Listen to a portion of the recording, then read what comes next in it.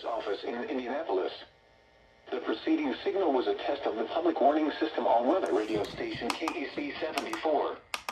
During potentially dangerous weather situations, specially built receivers can be automatically activated by the signal to warn of the impending hazard.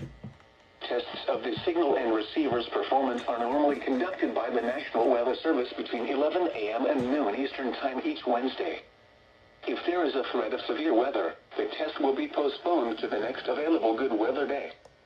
Reception of this broadcast, and especially the warning alarm tone, will vary at any given location. This variability, normally more noticeable at greater distances from the transmitter, can occur even though you are using a good quality receiver in good working order.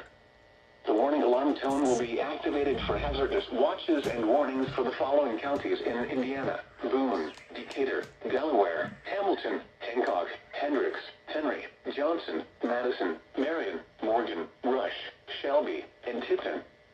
This concludes the weekly test of weather radio station KEC 74.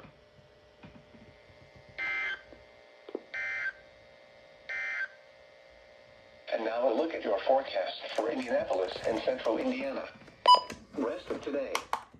Mostly cloudy with scattered showers this morning, then partly cloudy.